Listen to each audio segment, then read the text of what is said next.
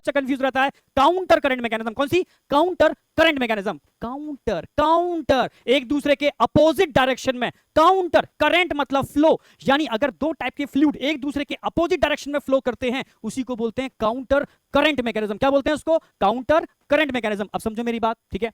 Counter current mechanism mammals में होती है यूरिन को कंसंट्रेट करने के लिए, ठीक है। क्या करने के लिए? कंसंट्रेट करने के लिए। मैं इस पर आऊंगा, पहले मैं समझाऊंगा तब इस पर आऊंगा, ठीक है। समझो, ये किडनी का डायग्राम है, पूरा क्या है? किडनी है।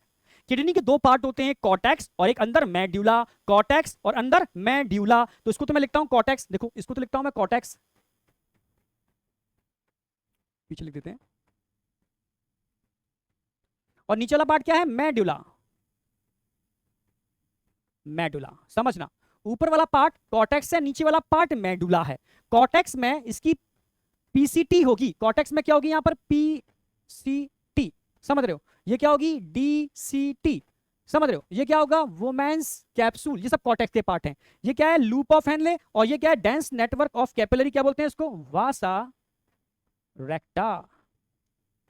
समझे? अब पहला क्वेश्चन आएगा, which of the following part of nephron participate in counter current mechanism? आप बोलोगे सर लूप ऑफ हेनले। हाँ, कलेक्टिंग डक्ट भी आप बोल सकते हो, पर mainly loop of Henle participate in counter current mechanism. या which of the following involve in counter current mechanism, तब आप दोनों बोलोगे कि लूप ऑफ हेनले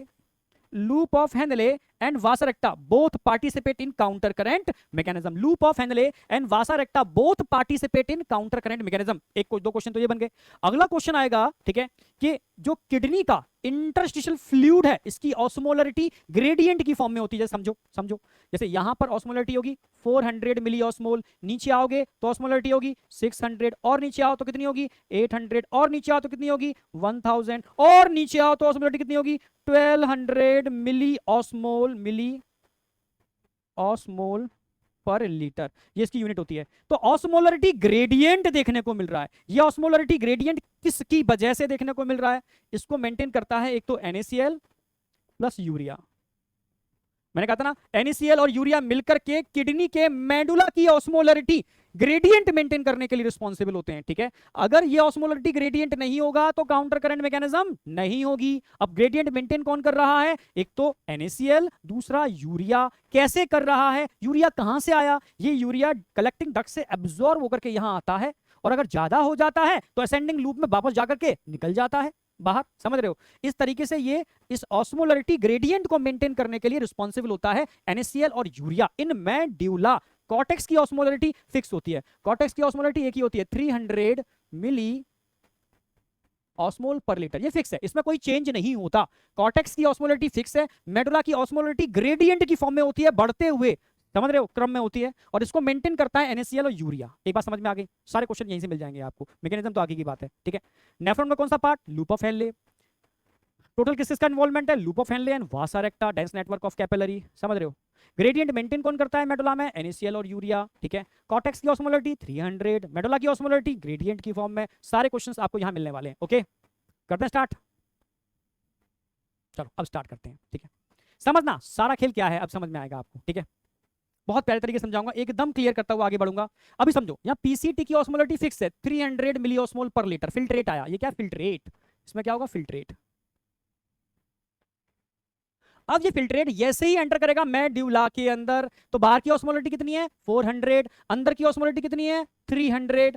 तो वाटर का मूवमेंट कहां से कहां होगा? लो ऑस्मोलरिटी टू हाई ऑस्मोलरिटी, यानी इस पूरी लेयर की ऑस्मोलरिटी 400 है, पूरी की ऑस्मोलरिटी 400 है। तो वाटर कहां जाएगा भाई? बाहर 400 है, बाहर 400 है, अंदर 300 है, तो वाटर का मूव करेगा लो ऑस्मोलरिटी टू हाई ऑस्मोलरिटी। कब तक मूव करेगा? दोनों की ऑस्मोलरिटी बराबर ना हो जाए। जब दोनों की ऑस्मोलरिटी बराबर हो जाएगी मींस अंदर भी 400 हो जाएगी, वाटर का मूवमेंट रुक जाएगा, H2O का मूवमेंट रुक जाएगा। क्लियर? बिल्कुल। अब जब 400 वाला नीचे आएगा, अब ये 400 वाला नीचे आएगा, जब 400 वाला नीचे आएगा तो बाहर की ऑस्मोलरिटी कितनी है? 600।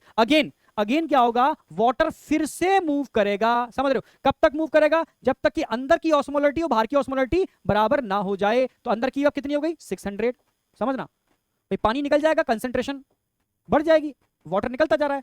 जैसे ही बाहर की ऑस्मोलरिटी और अंदर की ऑस्मोलरिटी बराबर हो गए, वाटर का डिफ्यूजन रुक गया। अब 600 वाला नीचे आएगा, अगेन वाटर का मूवमेंट होगा, और वाटर का मूवमेंट कब तक होगा? जब तक कि अंदर की ऑस्मोलरिटी बाहर की ऑस्मोलरिटी बराबर ना हो जाए। आप समझ रहे हो? ऐसे ही ये सिस्टम नीचे जाता जाएगा और पानी, वाटर ठीक है, यहां से बाहर आता जाएगा और दोनों तरफ की ऑस्मोलरिटी बराबर होती जाएगी और फाइनली नीचे आकर के ये ऑस्मोलरिटी कितनी हो जाएगी 1200 मिली ऑस्मोल पर लीटर। ठीक है, वाटर निकल, क्योंकि ये पार्ट वाटर के लिए परमेबल होता है, वाटर निकलता जा रहा है, ऑस्मोलरिटी बढ़ती जा रही है। भाई एक ग्लास में नमक का घोल है, उसमें से तुम पानी पानी निकालते जाओ, नमक छोड़ते जाओ, तो उसकी सांद्रता ऑस्मोलरिटी बढ़ती जाएगी। सिंपल तरीका है, समझ रहे हो।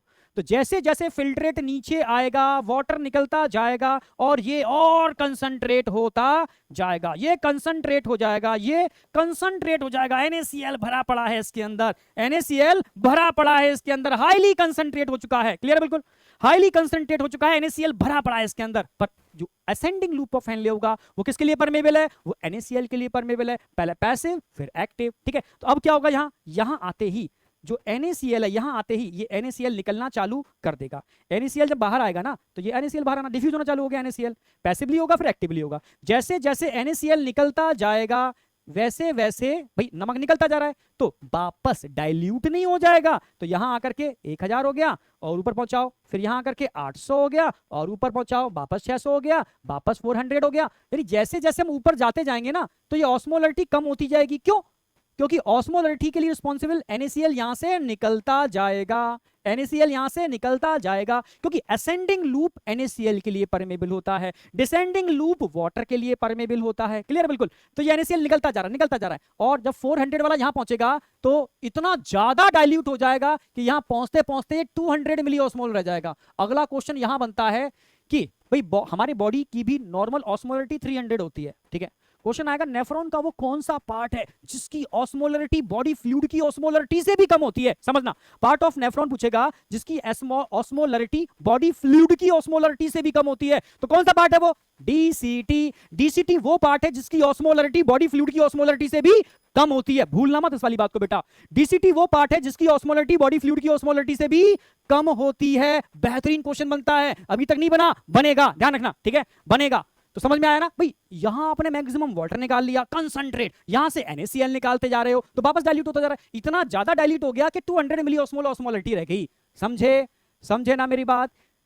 समझ में आ गई होगी। अब समझना, ये तो चलो जाने दो उसको। ठीक है, अब ये 200 वाला फिल्ट्रेट घूमता हुआ कहां आएगा? कलेक्टिंग डक्ट में। अब कलेक्टिंग डक्ट में बाहर की ऑस्मोलरिटी फिर से बढ़ी हुई है, वही 400 है। ठीक है, बढ़ा हुआ। तो अब ये डाइल्यूट है, अब डाइल्यूट में से फिर बचा हुआ वाटर निकलना चालू हो जाएगा। यहां से फिर क्या निकलेगा? H2O। क्या निकलेगा? H2O निकलता जाएगा बचा हुआ, यानी फाइनल ये क्या है? Final filtrate. ये क्या होगा? Final filtrate. इसको यूरिन बोलोगे। ये क्या है? Urine, final filtrate.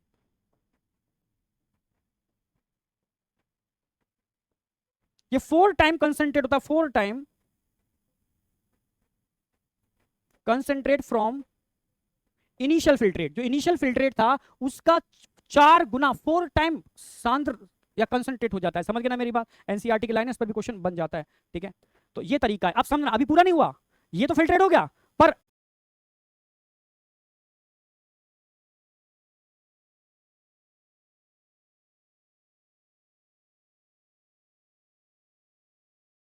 अब इस ऑस्मोलरिटी को मेंटेन कैसे किया जाए? अब भाई इसमें अगर इसके अंदर समझना, जो फिल्ट्रेट ऊपरी डायरेक्शन में फ्लो कर रहा है, इसमें फिल्ट्रेट ऊपर से नीचे फ्लो कर रहा है। समझ रहे हो?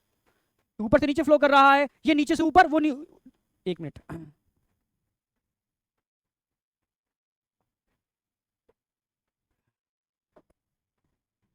समझ रहे हो? काउंटर का मतलब है एक दूसरे के अपोजिट डायरेक्शन में, एक दूसरे के अपोजिट डायरेक्शन में। यहां फिल्ट्रेट ऊपर से नीचे, यहां नीचे से ऊपर, ये दूसरे के अपोजिट डायरेक्शन में हो गया। इसके अराउंड वासा रेक्टा है। अगर ये नीचे से ऊपर जा रहा है तो इसमें फिल्ट्रेट कहां, इसमें ब्लड कहां जाएगा? ऊपर से नीचे अपोजिट डायरेक्शन में। ये नीचे से ऊपर से नीचे आ रहा है तो ब्लड कहां जाएगा? नीचे से ऊपर, ये ऊपर से नीचे, ये ऊपर। ये समझ रहे हो? सब एक दूसरे के काउंटर में है। ये ऊपर से नीचे आ रहा है तो ये नीचे से ऊपर जा रहा है, ये नीचे से ऊपर जा रहा है तो सब ब्लड ऊपर से नीचे आ रहा है। इन दोनों को देख लो, ये भी दूसरे के अपोजिट, इसी को बोलते हैं काउंटर। अब समझना, जैसे जैसे NaCl बाहर निकलता जाएगा ना, ये सारा NaCl ब्लड कहां लेके आ जाएगा? इसको नीचे। ये ब्लड कहां लेके आ जाएगा? इसको नीचे। सारा NaCl नीचे आ गया, वापस सारा NaCl ब्लड कैपिलरी में नीचे आ गया। ये तो ठीक है, ये निकल गया, हो गया फिल्ट्रेट, पर आगे भी तो फिल्ट्रेट होना है। इसको मेंटेन कैसे करेंगे? अब समझना, सारा NaCl नीचे आ गया। अब ब्लड कैपिलरी तो NaCl के लिए परमेबल होती है ना। अब ये NaCl धीरे धीरे यहां से बाहर निकलता जाएगा। अब यही NaCl यहां से धीरे धीरे बाहर निकलता जाएगा, निकल रहा है NaCl निकलता जाएगा और ये ऑस्मोलरिटी ग्रेडियंट मेंटेन हो जाएगा। जैसे अब यहां ऑस्मोलरिटी कितनी है 1200, ये NaCl बाहर निकला, डिफ्यूज हो गया। अब कितनी रह गई यहाँ पर 1000 NaCl बाहर निकला, ठीक है, ये NaCl बाहर निकला। अब कितनी रह गई यहाँ पर 800 NaCl बाहर निकला, ये NaCl बाहर निकलता जा रहा है, ठीक है, 600, ठीक है, 400 NaCl बाहर निकलता जा रहा है और ये ब्लड चला गया ऊपर नॉर्मल, समझ रहे हो। तो अगर ये ब्लड का सर्कुलेशन अपोजिट डायरेक्शन में नहीं होता तो ये NaCl नहीं निकलता तो ये ऑस्मोलरिटी ग्रेडियंट मेंटेन नहीं होता। अगर ऑस्मोलरिटी ग्रेडियंट मेंटेन नहीं होता तो ये वाटर नहीं निकलता, फिल्ट्रेट 4 टाइम कंसंट्रेटेड नहीं होता, यानी ये काउंटर में होना बहुत जरूरी है। अगर काउंटर नहीं है तो यूरिन 4 टाइम कंसंट्रेट नहीं हो सकती, समझ रहे हो।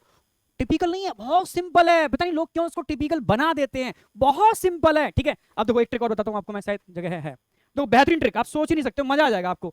ऊपर से नीचे आओ या नीचे से ऊपर जाओ, ठीक है, ऊपर से नीचे आओ या नीचे से ऊपर जाओ, समझना, ऊपर से नीचे आओ, कहीं पर भी आओ, वासा रेक्टा में आओ, ठीक है, या लूप ऑफ हेनले में आओ, ठीक है, नीचे से ऊपर जाओ, वासा रेक्टा में जाओ या लूप ऑफ हेनले में जाओ, ठीक है, नीचे से ऊपर, ऊपर से नीचे, समझने की कोशिश करना। जब भी तुम ऊपर से नीचे आते हो तो कुछ भी हो, ये सिर्फ और सिर्फ वाटर के लिए परमेबल होगा, H2O H2O H2O H2O। ऊपर से नीचे आओगे तो सिर्फ वाटर के लिए परमेबल होगा, NaCl के लिए नहीं। जब भी नीचे से ऊपर जाओगे, समझ रहे हो, जब भी नीचे से ऊपर जाओगे, वासा रेक्टा में जाओ या लूप ऑफ हेनले में जाओ, ये ऑलवेज NaCl के लिए परमेबल होगा, NaCl के लिए परमेबल होगा, ओनली NaCl के लिए परमेबल होगा। ये ट्रिक है, ध्यान रखनी पड़ेगी आपको, ठीक है। नीचे से ऊपर जाओ या ऊपर से नीचे आओ, ठीक है, नीचे से ऊपर जाओ या ऊपर से नीचे आओ, ये एकदम सुपर ट्रिक है, समझ रहे हो, इसको लगाओ 100% बैठेगी, ठीक है, समझ रहे हो मेरी बात। अब देखो दिखा देता हूं मैं आपको, अभी समझ में आएगा आपको। देखो ऊपर से नीचे आ रहे हैं, लूप ऑफ हेनले में वाटर के लिए परमेबल, ठीक है, ऊपर से, अब समझना, यहां ऊपर से नीचे आ रहे हैं, यहां से वाटर निकलता जाएगा H2O, इसमें से भी H2O बाहर निकलेगा। जब भी ऊपर से नीचे आओगे H2O बाहर निकलेगा, ये कंसंट्रेशन ग्रेडियंट खींच लेगा। ऊपर से नीचे इसमें आओ या ऊपर से नीचे ब्लड में आओ, वाटर ही बाहर निकलेगा। नीचे से ऊपर यहां जाओ या नीचे से ऊपर लूप ऑफ हेनले में जाओ, हमेशा NaCl ही निकलेगा। समझ में आया, ये ट्रिक 100% सटीक बैठती है, कभी गलती नहीं होगी, ठीक है।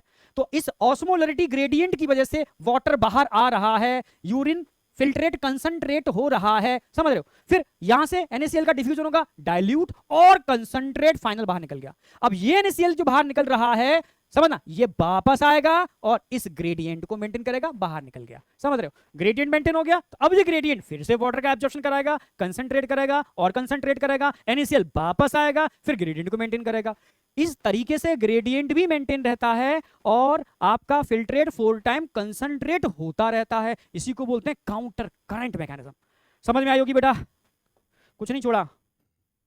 अब देख लो यहाँ पर एनसीईआरटी क्या समझाना चाह रही है। एनसीईआरटी बता रही है 300 मिलीऑस्मोल नीचे आया, 400 हो गया, 600 हो गया, 800 हो गया, 1012, फिर वापस कम होता जा रहा है क्योंकि NaCl निकलता जा रहा है, वाटर निकलता जा रहा है, ठीक है। जब भी ऊपर से नीचे आओगे वाटर, ठीक है, वासा रेक्टा में भी ऊपर से नीचे आओगे वाटर, आप समझ रहे हो। नीचे से ऊपर जाओगे NaCl, नीचे से ऊपर जाओगे NaCl, नीचे से ऊपर जाओगे NaCl, ऊपर से नीचे आओगे वाटर। ये चीज एकदम सटीक बैठती है। अब मुझे नहीं लगता कभी कोई आपको डाउट आने वाला है, काउंटर करंट मैकेनिज्म में। बस अब लास्ट बचता है इसका रेगुलेशन ऑफ किडनी फंक्शन।